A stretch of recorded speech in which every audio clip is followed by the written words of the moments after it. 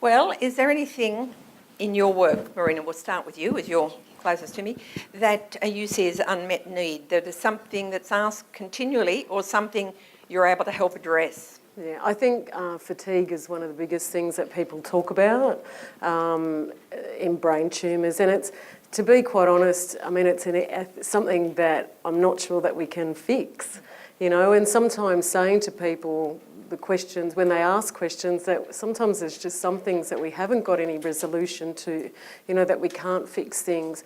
And fatigue sometimes is one of those things that I think fits into that. And one of my biggest things, even when I meet people in hospital, is I say to them, get out and exercise, and that's all good and well, but I'm not even sure half the time I get the exercise myself. But yeah, so there's things around like that. I mean, the other big thing for me, in one of the other talks, somebody spoke about somebody who was 30, 40 or 50 who had become palliative, probably wasn't suitable for a palliative care or was, you know, had been in long-term care where they weren't being able to be managed at home, and they ended up in a nursing home. And I mean, that's a big issue for all of us, because if you're 30 or 40 or 50, to put you in a nursing home is a horrible thing, because it's not the right environment, but we don't have anywhere else. And if you can't be looked after at home and, you know, you're too well for a palliative care facility at that time, there are no other options, you know. So that is a big area of an unmet need. But you know, for the patient group that we see, they tend to be younger. So that's an area. And the other big one for me is the around the behavioural, the cognitive changes that occur, and people getting support or getting understanding or getting the tools of how to better manage that, you know, or to improve their memory or, you know, those sorts of things. And yeah, so they're the areas for me that I, as a nurse, find hard, where people ask me all the time and I don't have the answers, you know, for that. So that's frustrating for me. What about you? No, I completely agree with you with what you've mentioned, and just basically because where I'm located at Liverpool, we do have a very high non-English speaking background population of patients, and that seems to be one of the biggest areas, like where I am, where there seems to be ongoing problems there. I mean, in terms of information, trying to get information out to them. As you all know, you know, brain cancers aren't a very, very popular type of tumour to have, and not many people know about it. So trying to actually get specific information for specific treatment options on their type of tumour is pretty much slim to none. And it makes it quite difficult trying to get that information across. And as you know, you can use interpreters as much as you like, but a lot of that information is lost in translation, unfortunately. So, and only so much of that information is actually received by them, which makes it quite difficult. And often I'm dealing with families who literally don't speak a word of English, and it makes it really, really difficult because they don't have anybody else to speak to that can call me and say, look, Wafa, this is what's going on. You know, I remember one patient quite vividly, and when, you know, the wife would call me and she didn't speak a word of English, he didn't speak a word of English. They had a young, you know, child at home. He was obviously going through, you know, a lot of behaviour changes. And when the wife would call me to say that he's been vomiting overnight and he's got really, really bad headaches, I would know by her voice that it was her, so I'd have to call the interpreters, try and get a phone interpreter at that time to get her to call the patient's wife back and then get the story from her as to what's going on. And there was one incident where I actually had to call an ambulance on their behalf because she didn't know how to call an ambulance. You know, so it makes it quite difficult when you're dealing with that population group. So, yeah, and I'll stop right here. Yeah. So has anybody got any questions? Yes. Go for it. In today's society of split families, how do you deal with split family dynamics, and especially when they go wrong, and especially when it regards a child for treatment? Yeah. Look, I don't, in regard to the child that's got the brain tumour, I don't deal with children at all. I've got everything to do with, but I do get that. I mean, we get young adults and the parents may be divorced, and there's relationship changes between the parents, and they won't be talking. You know, and when the young adult ends up needing further assistance and going down the palliative care or supportive care bit, that's hard. You know, I mean, when you're trying to support this 20-year-old and the parents aren't even talking to each other. But yeah, I'm happy to say that I don't do anything with children. Has any of those dynamics actually improved? Like even just with 20-something-year-olds, are there any policies in place or procedures in place that have actually improved your efficacy in that area with dealing with split families? Yeah, look, you can only, I mean, it's all about open communication and trying to, you know, communicate with both parties if they're not talking to each other. And you really need to have an advocate for the patient and somebody that's a main go-to person, really. But yeah, I mean, it's a hard situation. Sorry, I'm not sure if this is the right place to put this question, but I was wondering if there was any scope to provide some sort of booklet or information package to give to employers. I've had a lot of trouble with my employment around them understanding my situation, and as well as my employers, my colleagues also. That's a really good suggestion. That is a very, very good I mean, suggestion. I tend to refer the, you know, Cancer Council, because they've got written information and they actually have, pro bono legal advice and stuff like that. So I tend to push that back a little bit to the Cancer Council because they've got much more information than what I do. But the other area that I utilise a lot is the Commonwealth Rehab, what's it called? CRC? Yeah, CRS, yeah. So they're very good as well because it's not my area of knowledge, you know, and really your employer needs to know that you can do the work that you could do. But yeah, so I tend to use those two areas, but Cancer Council are excellent. They do have a lot in regard to legal information. Are you talking about like a pamphlet specific to, like, targeted to employers in relation to patients who have actually been diagnosed and living with a brain tumour?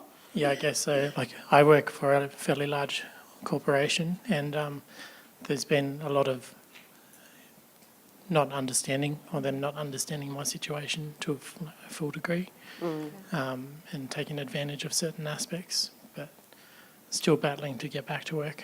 So But they should support you in trying to get back. So have you been to your HR department and all of that business? I've been Fighting to HR and just through my boss's boss and boss's boss and so on. They just haven't been very fully understanding of the situation, and I have been going through CRS as well. They've been a great support. But I just thought if there was some sort of information package that could be given to them, it would be grateful. Can I ask your doctors, have they given them the information? Have they written letters in support of you and what you are capable of doing and what you aren't? Yeah. Yep. No, they have done all of that. So it's a very big organisation, and they sort of don't really care. I mean, I have heard of people that that the minute they get diagnosed with a brain tumour, they pretty much just let go from work, which I just cannot fathom. I actually had a friend who owned a company, and one of his employees got diagnosed with a brain tumour, and he sort of just let him go. And I said, you realise this person may, you know, go through some financial hardship, all the things. It's a bit of, you know, well, it's not my problem. So it's a hard one. The difficulty I had was the bank underwent a number of restructures throughout the time that I've been off work. So I've gone through a different manager each time, sort of thing. So you have to explain the situation again and again and again. I think a lot of the time big companies are trying to make sure that you're going to be able to do the work that you used to be able to do. So, I mean, even if I get phone calls where employees are giving you a hard time, maybe they suggest that you do neurocognitive testing and things like that to actually prove that you can do the work, or retraining, which CRC are very good at as well. Yeah, no, thank you. But it does sound like some information for employers would be really useful. Yeah. Extending, oh sorry. Oh, just extending on that, that could also apply to schools. Yeah, Yes. because I've had lots of meetings with a principal of a private school, but they don't give the right information to the teaching staff, and they've asked my daughter exactly what is your disability, because they can't see it. They can't see that she's had her head cut in half, basically. But, I you think know, the they difficulty don't get though it. is depending on where your brain tumour is, you may have different things going on, so it's a bit hard to do a one-off pamphlet that's going to cover everybody, because not everybody's the same. Yeah, I guess You know, that could that's be. the hard bit. The American Brain Tumour Association has pamphlets for employers and returning to work, and also for your child returning to school. Maybe it's something we can look at as a group down the track. Well, people look at you and you say there's nothing wrong with you. Yeah, yeah. You should be well now, 12 months since your operation.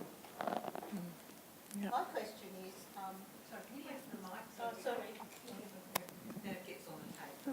My question is, I don't know whether it's appropriate, is insomnia. I get 2 hours sleep most nights. My dentist, who had a brain tumour out 10 years ago, still only gets 2 hours sleep a night. Is there anything beside relaxation music, or walking the floor, or watching television, or doing something to Well, again, exercise. Doesn't you know. help. So any of those sorts of things. Obviously, if you're going to steer away from medication, acupuncture, I think, music therapy, even reflexology, mindfulness. I mean, even if I've got loads going on at work and my mind's going at 2 o'clock in the morning, I actually get up and I've got an app that's pretty much puts me back to sleep pretty quickly. So I think all of it, so when you've got a lot of things going on in your mind and you're wondering about your future and there's millions of questions running around in your head, people do have problems sleeping. So yeah, I suppose it's a matter of trying lots and lots of different things. Yeah. Yeah, I think that's probably there are no easy answers to that. I think, you know, the things you've said, it's about trying and seeing if any of them can work for you. Have you had a go at any of the acupuncture or reflexology or massages? Relaxation music and different other things, and getting up and exercising and everything out, and Pilates, but it doesn't work. I mean, you know. Do you sleep during the day? Everything else, you know, but 2 hours, 3 if I'm lucky. Yeah. I can't read at the moment because my eyes are still a bit sore and that, but, you know, you like a bit of sleep. When he told me the other day that 10 years since his tumour out, he still only gets 3 hours of sleep, I thought, thank you very much. So, he's tried everything. So you reckon that acupuncture is quite good too? Yep. Try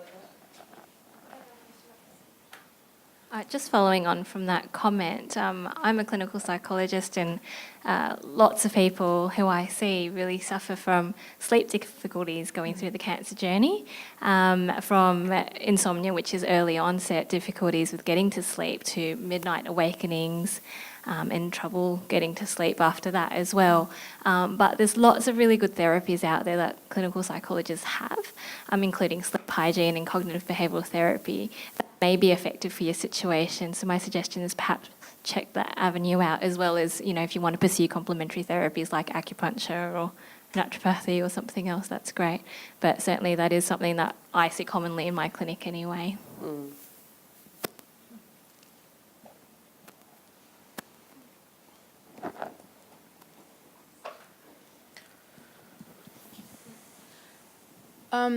I have had problems myself. I think I had my last surgery in 2012, but each time I travel by air, I suffer from bouts of headaches while it's still up before I land, and those headaches, they would last for 3 to 4 days.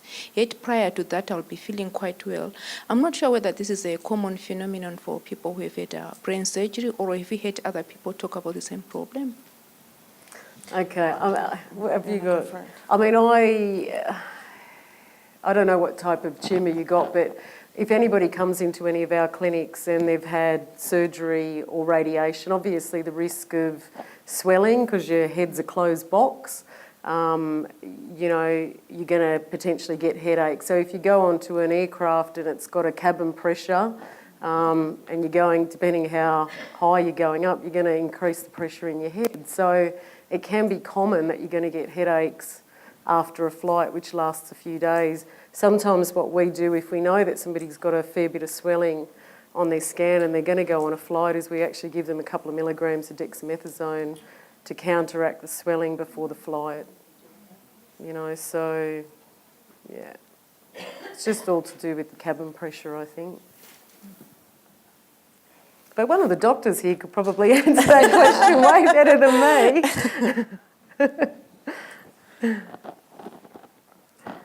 Hello, I've had 2 surgeries since 2004, and I'm on about, I think it's 3,500 milligrams of Keppra. So I get really tired, and exercising, because whenever I went to exercise I was having seizures, so basically I was having a seizure every month. So it's just frustrating because I feel a bit intimidated when I go to exercise, because as soon as I push myself, then I start to have a seizure. So I've taken to cooking, which means I take to eating, which means I'm putting on weight. So I suppose I'm just, I don't know, I don't think anybody can resolve it. I think I just have to eat less and just not focus on worrying about exercise. I'm just sort of saying it out loud. But what about Pilates and yoga and stuff? I did yoga, but when I bend down, I might lose my balance. I did yoga for probably 12 years before, and I was doing yoga before the right up to the first surgery, and just before the second surgery, I just couldn't do it. What about something as gentle as walking? I walk, and I've got a very old dog, so I walk gently. But I don't think I'm really getting. I need to get my heart rate up, but as soon as I get my heart rate up, it's almost like anxiety. It's very strange. It is, but it isn't Not necessarily anxiety. though. Walking's a great thing that most people, I should take example, like, you know, I'm talking about it, but no, really. But walking's one of those exercises. It's very, very gentle, and providing that, I suppose, you're eating sensibly and everything else is maintained in your life, you will shed the weight. It's just a case of, you know, it's probably going to take you a little bit longer, but you will get there. It's just interesting the number of people that have similar complaints with fatigue. Yeah, yeah. And yeah, I definitely, like, fatigue's a huge one with me, and anybody, because I'm with the cancer support group, the telephone group, and it's all of us have really bad fatigue. But if you do enjoy yoga, I just thought I'd mention you can find, it takes a bit of looking, but you can find yoga classes that you do actually sitting in a chair. So if balance is an issue, it could be worth looking for one of those specialist classes, just if you enjoy it, you know. Yeah. And see if you can link into, there's neuro-specific physios and stuff, Okay. you know, that will give you exercises for somebody that's got a neurological condition. Okay, that'd be great. And a head massage too. Yeah. I've just looked at the time and we pretty well need to wrap up. So is there any other last burning question? Can I just very briefly, from observing what's happening here, there is so many people who have so many questions, and there is not one question that addresses everyone's needs, obviously. Coming back to unmet needs of people who are affected by brain cancer or their families, one thing that I have discovered for our family, and we have a little boy that has been affected by brain cancer, is that we have very little time to just be, because we have to organize so many things. I don't know how many questionnaires, how many application forms we have completed. How many hours have we spent on the internet to trace information that give us the answers to the questions we have? And then we found the information, and then we got to sit down and digest it and interpret it and work out what does it mean for me. How many hours have we spent just talking to Centrelink? How many hours of that was waiting on the phone? So from my perspective, one of the biggest needs that we have as a family is someone who we can ask, can you just please do that for us? Ideally, someone who I can ask, can you please call Centrelink, and once you're talking to a real person, hand me over the receiver. Or someone who you can ask, you know, are we getting the appropriate benefits from Centrelink? Yeah. You need to be a highly trained accountant or lawyer in order to work out whether Centrelink is doing the right thing by you. We coincidentally found a few things where they've done things wrong. And that was by coincidence, and that's because we're very diligent people. In that time, we could have given so much love and care to our son. Yeah. So my suggestion is, you know, can a scheme be set up for people who are affected by brain cancer, where you have a single person who you can build up trust with, who you can delegate these menial tasks to, so you can look after your family. And I think that's, you know, that would be the biggest help for us. I'm really, really sorry hearing that you are actually experiencing that. Look, that's generally what me and Marina and Alana down there, that's generally what we do for our patients. So I'm not sure where you're from, but I would, sorry. We've been with one of the hospitals, and we have been given, I think a counsellor was her title, allocated to us, whose role was to do all this. She was about very, very nice person, about 22 years old, you know, very inexperienced, didn't have children herself.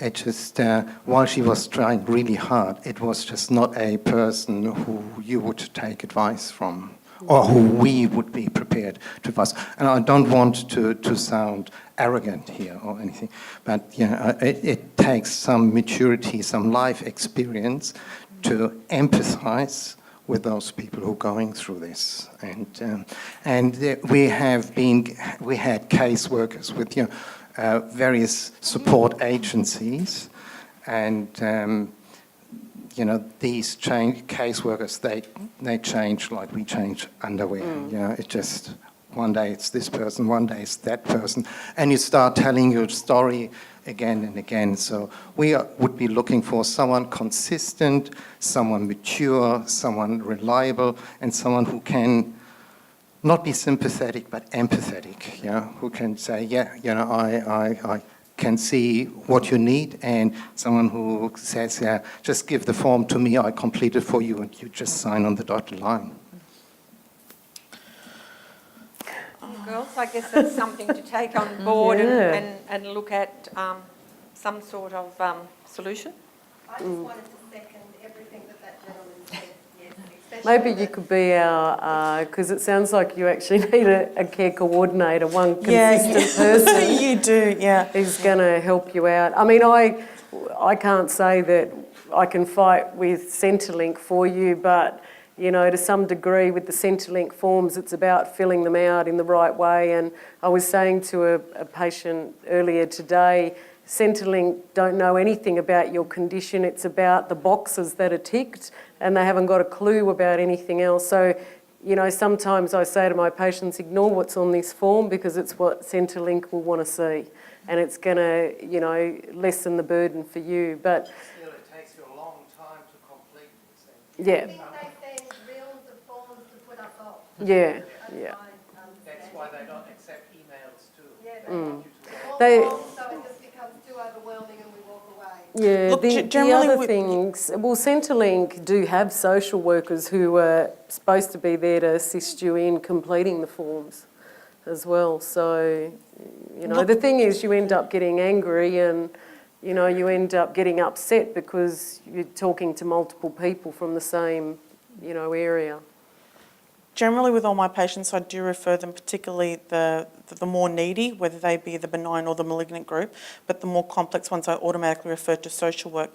And I'm very fortunate in that that we work really well with a fantastic social worker, and she generally says, you know, she has a look at the whole situation. She'll actually meet with the family and sit there and discuss and say, right, well, this is what you'd be entitled to, because obviously that's part of her role. So she'll actually update the family and she'll say, okay, then you'll need to fill in this form, or you'll need to speak to this person, and she'll actually follow things up, you know. So I'm not sure if you do have experienced social workers where you are, that you can actually tap into and maybe have a bit of a chat to them. Well, we had some, but as I said, they keep changing. You start telling your story again, and you end up talking to someone who you don't know, someone who does their job but who doesn't know really much about your family. Okay, all right. And at the time, just as I said, the hours we spent on the internet finding information, it'd be really nice to be able to say to someone, we need some information about blah, blah, blah. And then they can do all the research for you and come back and say, here it is. On that note, I think we may have to end, and I'm not being dismissive of the very important points that you two in particular have raised, because in my professional role, that's a job I undertake, and I've been undertaking it for 20 years.